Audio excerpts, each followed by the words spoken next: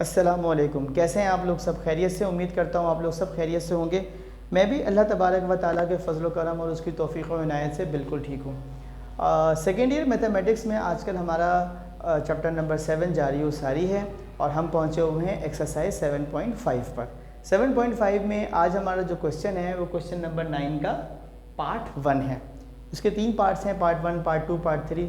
मैं देखूंगा कि मैं कितने पार्ट्स करा सकता हूँ, लेकिन इस किस्म के सवालात में आपको एक नई चीज़ सीखने को ये मिलेगी कि आप एक के कांस्टेंट की वैल्यू की मदद से पहले उसको निकालेंगे और उसके बाद फिर आप इक्वेशन निकालेंगे। ठीक है, तो सवाल की तरफ पहले फ़ौरन से आ जाते हैं और आहिस्ता आहिस्ता सवाल की जानिब आगे बढ़ेंगे। सवाल है find the equation of the line. हमें इक्वेशन मालूम करनी है जिसमें एक्स और वाई आता है, आपको पता है, through the intersection of the line, जिसमें लाइन क्या हो रही होंगी, इंटरसेक्ट कर रही होंगी। अब लाइन इंटरसेक्ट कैसे करती हैं भाई? लाइन इंटरसेक्ट करती हैं इस तरह से। एक लाइन है L1, मैंने यूँ कर दिया, ठीक है। दूसरी लाइन है L2, मैंने इसको इससे इंटरसेक्ट कर दिया, ठीक है। ये जो पॉइंट है इसका जहाँ ये इंटरसेक्ट कर रहे हैं, ये पॉइंट है x की वैल्यू 2 है और y की वैल्यू है 1, ठीक है।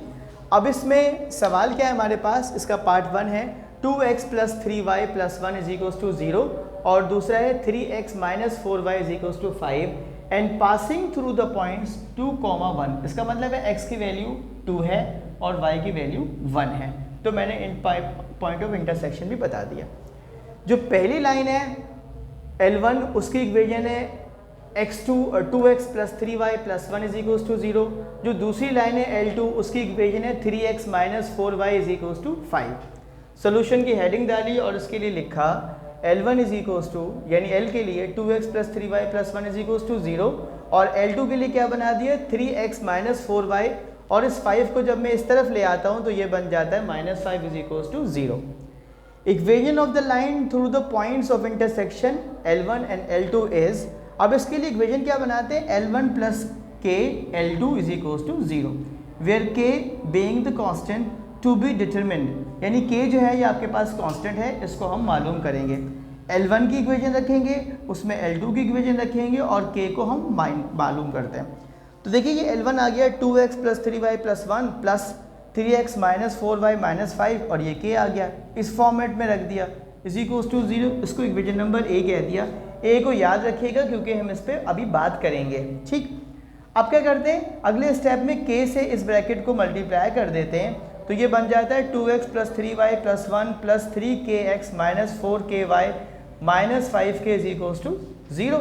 उसके बाद हम क्या करते हैं, सिंप्लीफाई करने से पहले हम क्या करना चाहते हैं, x वाली सारी टर्म्स एक तरफ, y वाली सारी टर्म्स एक तरफ, और जिसमें ना x आ रहा है ना y आ रहा है, k आ रहा है, उसको हमने अलग कर दिया, ठीक है। अब देखिए 2x + 3kx में से मैं कॉमन क्या ले सकता हूँ, x, तो क्या बचेगा 2 + 3k। यहाँ से 3y - 4ky में से क्या कॉमन ले सकता हूँ, y, तो मेरे पास क्या बचता है 3 - 4k, और इसमें से कुछ कॉमन नहीं लिया जा सकता, तो आपने लिख दिया प्लस और ब्रैकेट बना दी 1 - 5k = 0। Equation number B। उम्मीद करता हूँ आपको यहाँ तक समझ में आ गया होगा, ठीक। आगे चलते हैं, हम कहते हैं as the line passing through the points 2, 1, ये x की वैल्यू बेटा, ये y की वैल्यू है, so the coordinates of the point must satisfy the equation of the line. अब हम क्या करते हैं, इस इक्वेशन नंबर B में B को मानते हैं कि हमारे पास जो x की वैल्यू, ये जो x आ रहा है, ये हमारे पास इसकी x की वैल्यू हम पुट करेंगे 2, क्योंकि 2, 1 है, और यहाँ पर जो हमारे पास y आ रहा है, इसकी जगह पर हम रख देंगे 1। तो देखो बेटा, ये x की जगह पर 2 आ गया, y की जगह पे 1 आ गया। इक्वेशन को मल्टीप्लाई करता हूँ 2 से और इसको 1 से, इसका मतलब है कुछ ना करें, ऐसे ही लिख दें, तो ये बन जाएगा 2 × 2 = 4, 2 × 3 = 6k, प्लस आपके पास 3 × 1 = 3 या +3 - 5k, और ये एज इट इज आ जाएगा +1 - 5k = 0। सही है भाई। अब आगे चलते हैं, आगे क्या करें, 4 है और 1 है, कितना हो जाएगा 5 और 3 कितना हो जाएगा 8, ठीक है, +6k - 4k - 5k, सिंप्लीफाई करूंगा तो मेरे पास आएगा -3k = 0। -3k को इक्वेशन को उस तरफ ले जाएं तो ये बन जाता है 3k, इससे मुझे k की वैल्यू मिल जाती है कितनी, 8/3, क्योंकि जब मैं 3 को इस तरफ ले जाता हूँ तो ये 8 के नीचे आ जाता है डिनोमिनेटर में, और k की वैल्यू बन जाती है k = 8/3। जब मुझे k पता चल जाएगा ना तो मैं क्या करूँगा, इसको इक्वेशन नंबर a में रख दूंगा, जो मेरी मेन इक्वेशन थी ये वाली। यहाँ k की जगह पर क्या आ जाएगा बेटा, 8/3। ठीक है, तो देखो मैंने वही किया है, 2x + 3y + 1 + 3x - 4y - 5, और ये k था, k की जगह पे क्या आ गया, 8/3। अब ये जो 3 है ये एलसीएम है पूरी टर्म का, तो मैंने इसको एलसीएम ले लिया 3।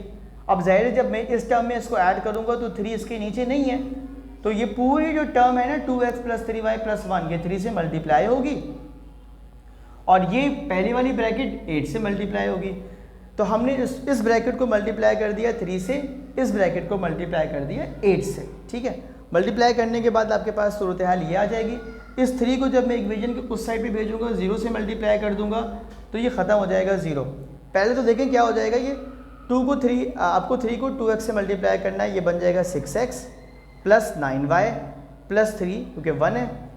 इसको 8 से मल्टीप्लाई करूँगा तो हो जाएगा 24x - 32y - 40 = 0। ये 3 उस तरफ गया, 0 से मल्टीप्लाई होकर ख़त्म हो गया। अब देखो यहाँ पे क्या बचता है, 6x + 24x, दोनों के जो आपके वेरिएबल हैं वो x हैं, और तो आपके कोफिशिएंट ऐड हो जाएंगे। 24 और 6 कितने होते हैं, 30, 30x आ गया। ठीक है, प्लस के 9y है और माइनस के 32y है, माइनस की साइन जो है लगी हुई उसके साथ कोफिशिएंट बड़ा है, इसका मतलब है रिजल्टेंट में माइनस आएगा। तो -32 में से जब प्लस के 9 करोगे तो आ जाएगा माइनस के आपके पास 23, -23y हो जाएगा। प्लस का 3 है, माइनस का 40 है, -40 में से प्लस के 3 करूँगा तो बचेगा मेरे पास -37 = 0। इसका जो पार्ट 2 है ये भी बिल्कुल इसी तरीके से है।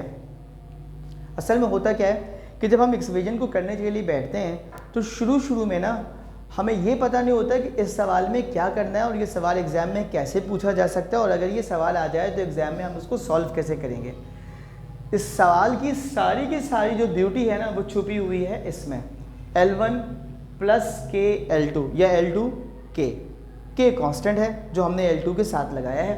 ठीक है, आप जब जाएंगे ना चैप्टर नंबर 7 में और एक्सरसाइज 7.5 से पहले जो उसने सॉल्व एग्जाम्पल्स दी हुई हैं उनमें भी देखिएगा इसी किस्म के सवालात को आपको सॉल्व करवा रखा है। ठीक है, तो सबसे पहले हमने क्या करना था, हमने ये मेन इक्वेशन बनानी थी L1 + k L2। उसके बाद हमने क्या किया, k को रखा और k को सॉल्व करते चले गए यहाँ तक कि k की वैल्यू आ गई 8/3। जब ये आ गई तो जहाँ हमने मेन इक्वेशन k रखा था उस k में आप k की वैल्यू रख दें 8/3, और उसके बाद फिर आप एलसीएम लेके मज़ीद सिंप्लीफाई करेंगे तो सवाल आपके सामने आसानी से ये सवाल क्या हो जाएगा, सॉल्व हो जाएगा। मैं उम्मीद करता हूँ कि आज का सवाल आपको याद ना सिर्फ ये कि समझ में आया होगा, आप इसकी अच्छे से प्रैक्टिस करेंगे, और ना सिर्फ ये कि ख़ुद प्रैक्टिस करेंगे बल्कि अपने दूसरे दोस्तों के साथ शेयर भी करेंगे। अपना बहुत ख्याल रखिएगा। अल्लाह हाफिज़।